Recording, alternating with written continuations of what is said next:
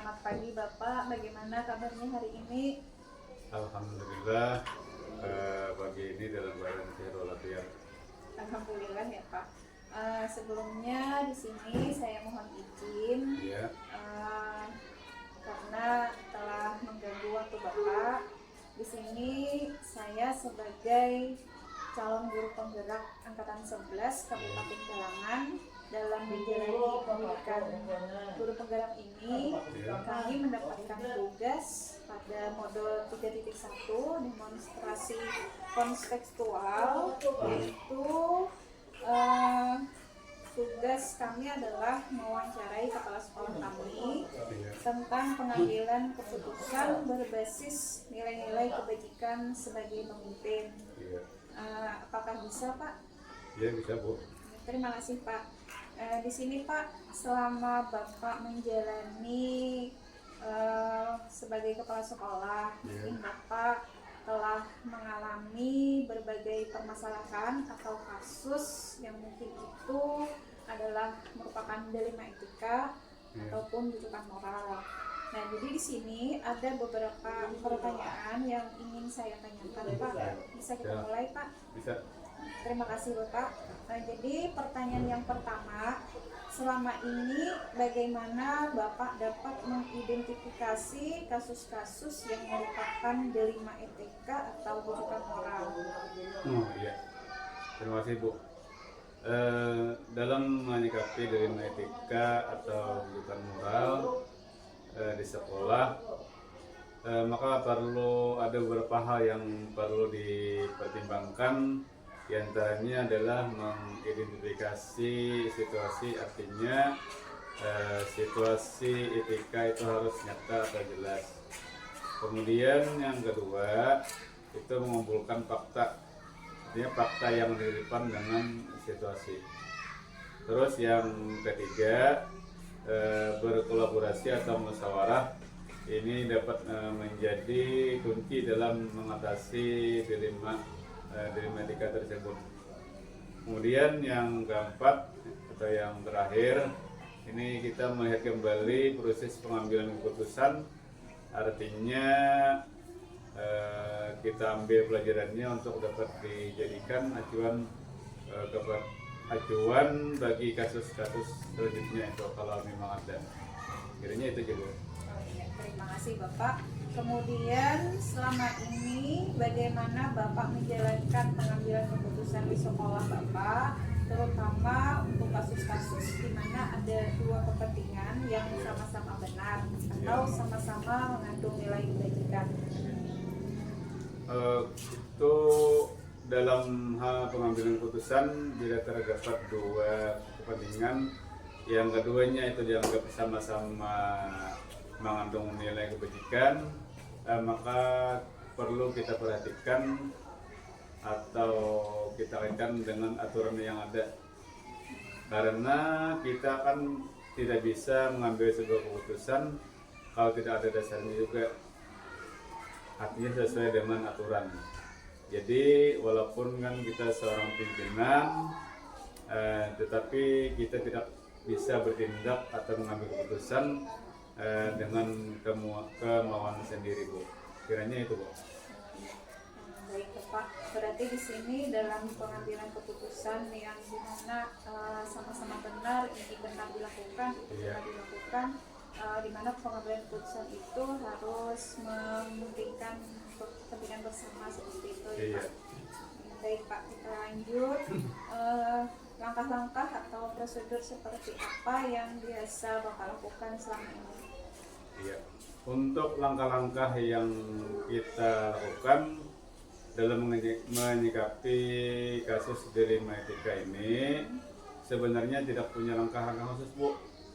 Tapi saat kita bertemu dengan kasus seperti ini, maka spontanitas kami pun mencari solusi atau mencari jalan keluar yang terbaik. Ya. Itu Bu. Jadi langkah-langkah itu tergantung dari kasus atau permasalahan yang dihadapi ya Pak ya. Iya. Ya, baik Pak. Kemudian hal-hal apa saja yang selama ini Bapak anggap efektif dalam pengambilan keputusan pada kasus-kasus delima etika? Iya.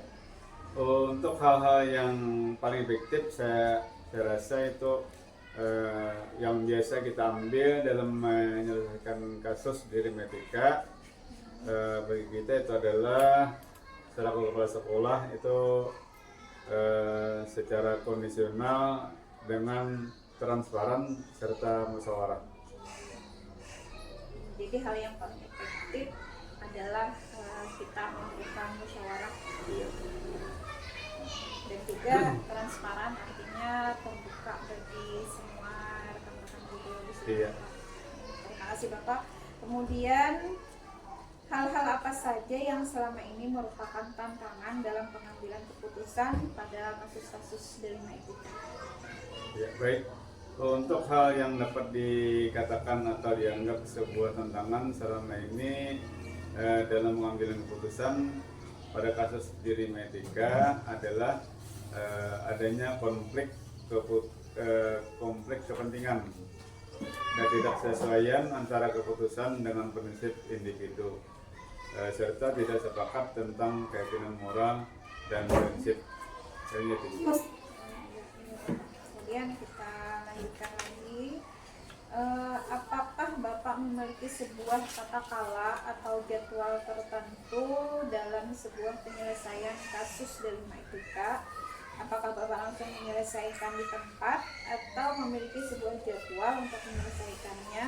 Bentuk atau prosedur seperti apa yang Bapak jalankan?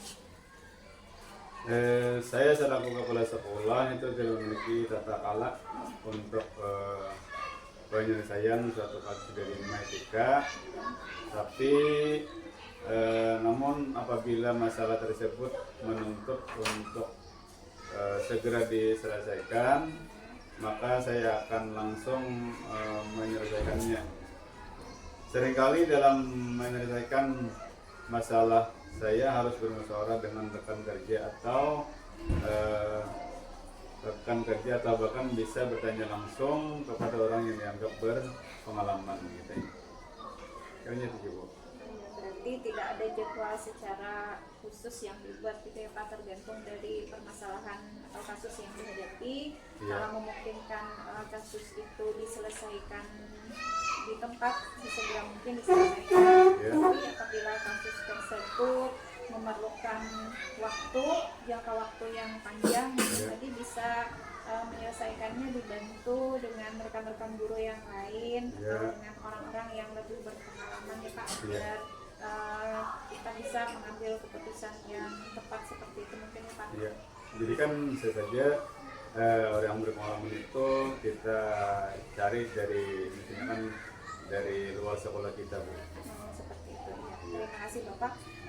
Kemudian Bapak, adakah seseorang atau faktor-faktor apa yang selama ini mempermudah atau membantu Bapak dalam pengambilan keputusan dalam kasus-kasus delima etika? Ya, selama ini seseorang atau faktor-faktor yang mempermudah dalam pengambilan keputusan pada kasus-kasus delima etika adalah rekan kerja yang ada di sekolah. Karena bagaimanapun juga mereka adalah warga sekolah yang perlu diajak untuk bermusyawarah.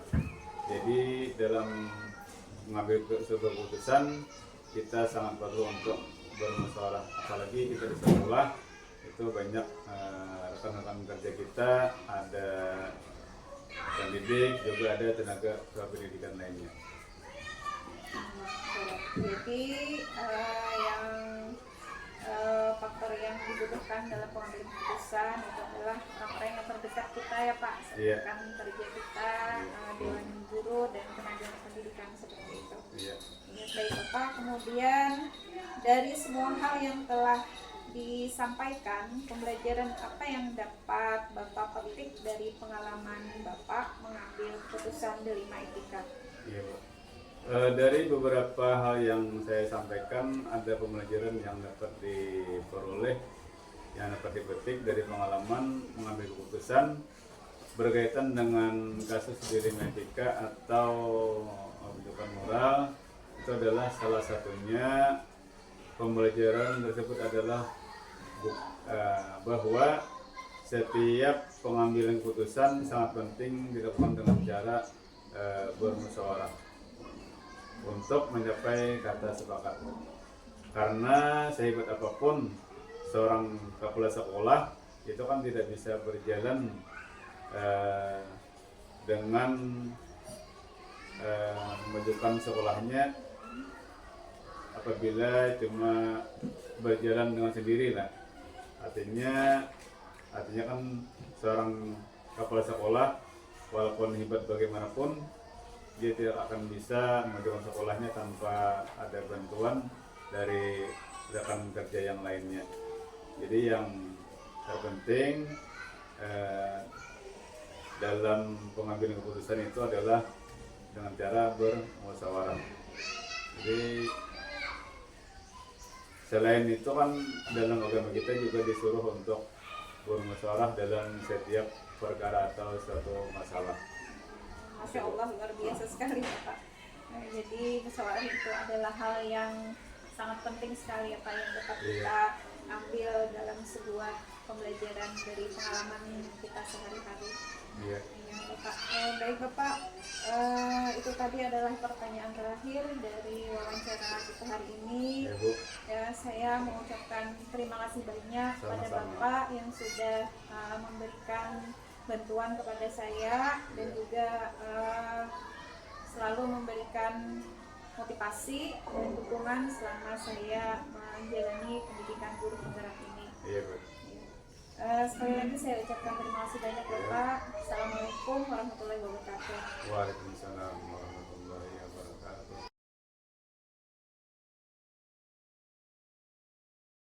Assalamualaikum Ibu Lilis Suryati.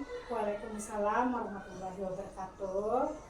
Sebelumnya saya ucapkan terima kasih banyak karena Ibu sudah bersedia meluangkan waktu untuk saya.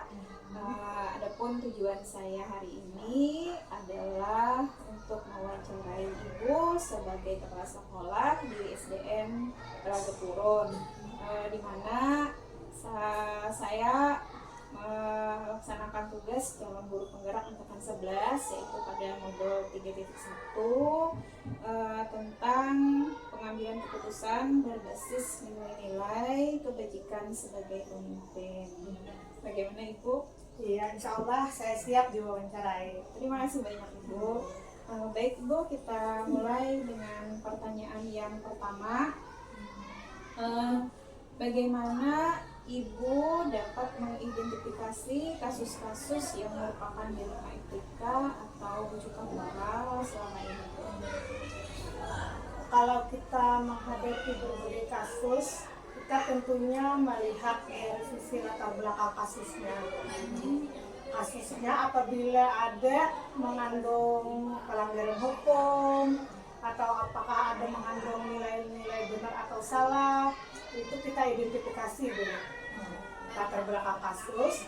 Kemudian dari kasus itu kita belajar dari latar belakangnya apakah ada mengandung pelanggaran hukum. Kalau pelanggaran hukum itu berarti ada semacam rujukan moral untuk melanggar hukum atau tidak. Jadi kita dapat mengkategorikan kalau ada bentuk pelanggaran hukum itu masuk ke dalam rujukan moral. Kemudian ketika kita berhadapan dengan sesuatu kasus yang di dalamnya itu terdapat antara benar atau salah, laksanakan ini benar, tapi laksanakan ini juga benar, itu semakin dilema. Nah, karena bila kita ketemu permasalahan yang mengandung dilema seperti itu, mungkin itu kita dapat mengkategorikan sebagai dilema etika. Itu untuk identifikasi latar belakang kasus. Jadi setiap kita menghadapi kasus-kasus itu kita harus mengidentifikasi terlebih dulu ya, apakah kasus itu mengandung sama-sama benar, yang ini benar dilakukan, ini juga benar dilakukan, berarti merupakan dilema etika.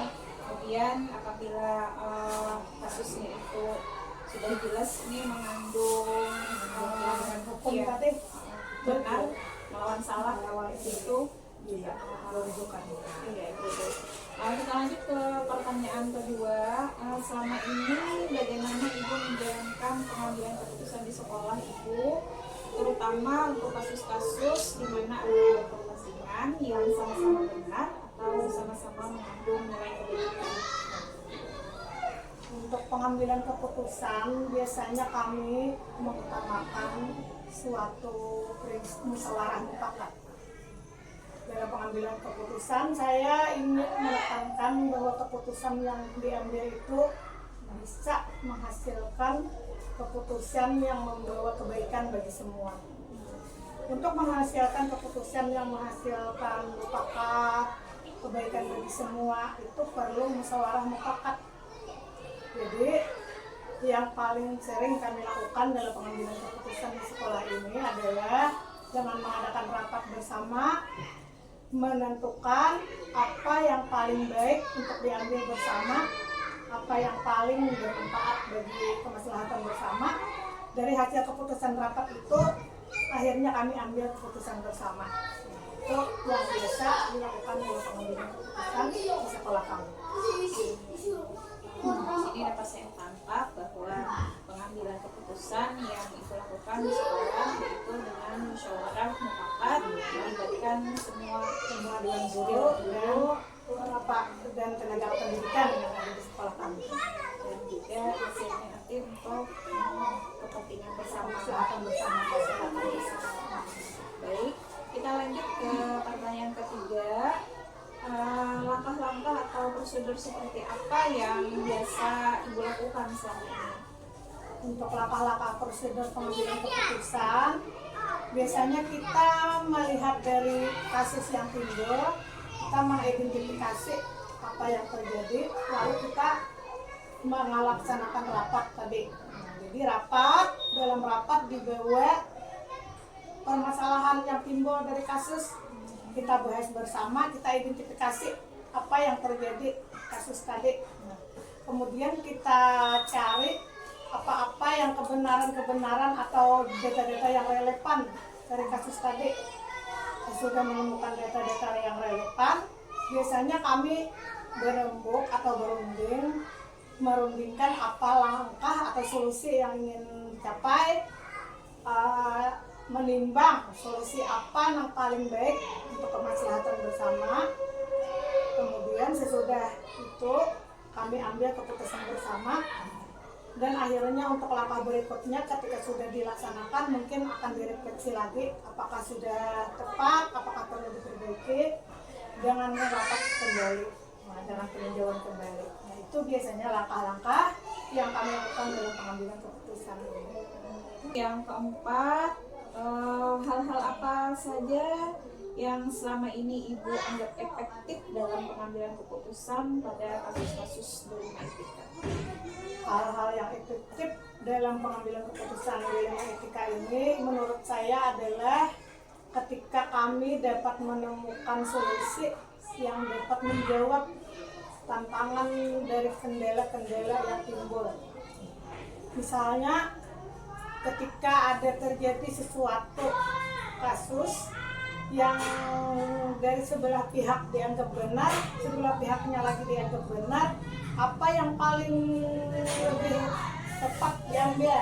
Ketika itu kami berembuk, kami menghasilkan keputusan yang tepat.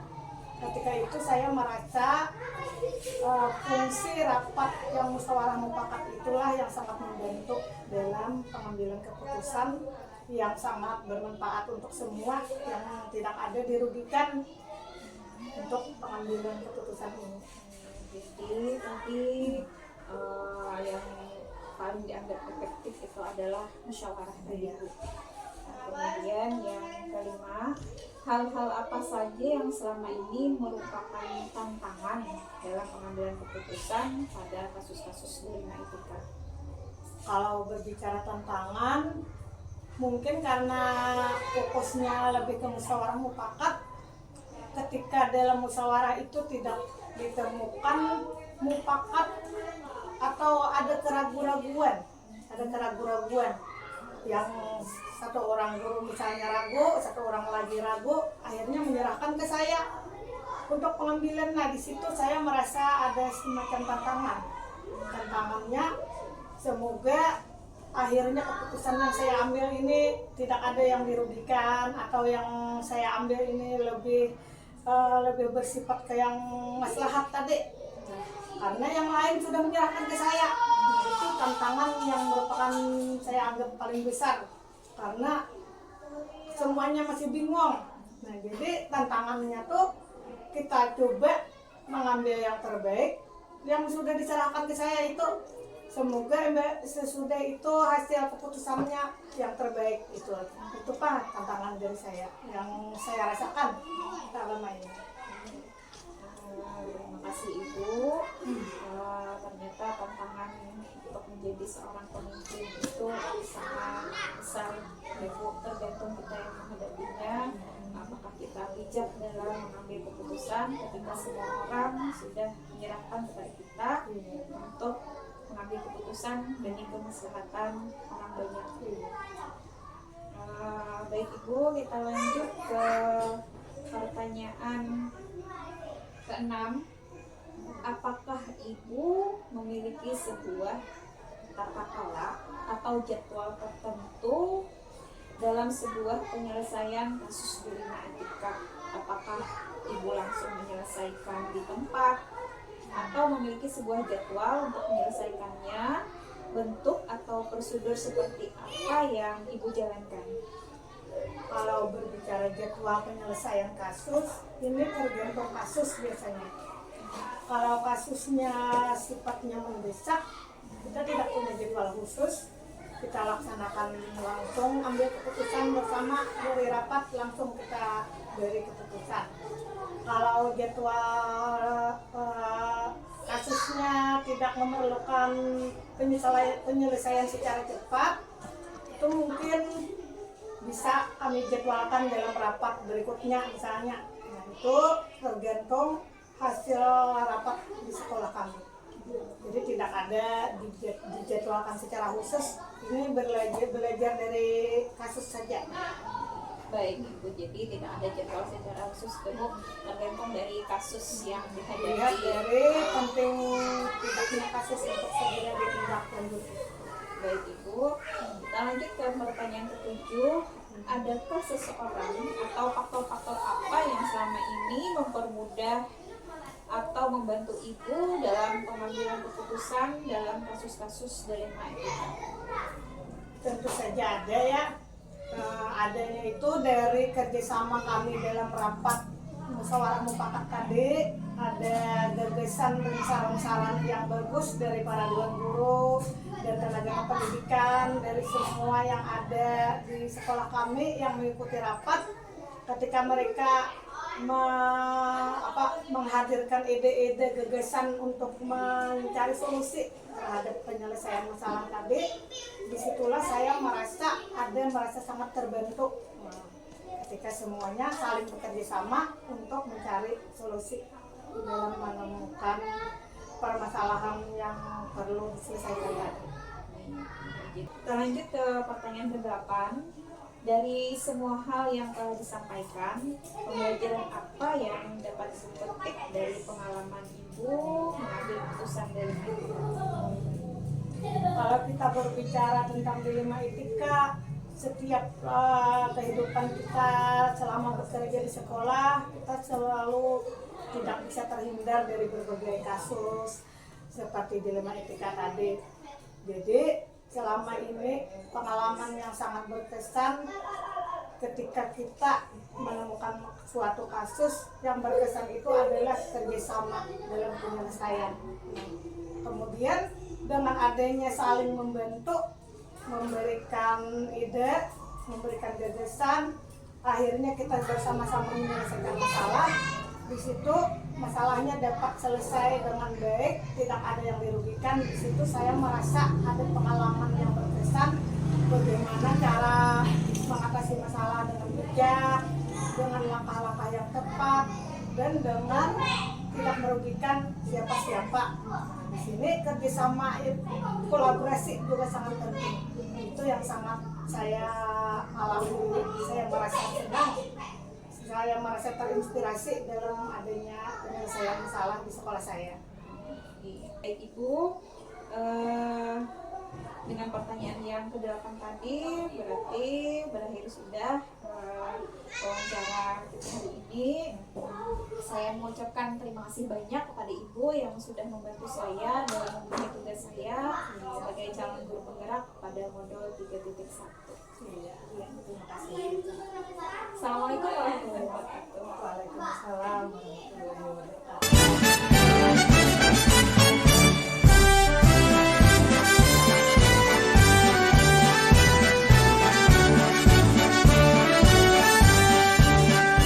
Bulatkan tekad, kuatkan hati, negeri ini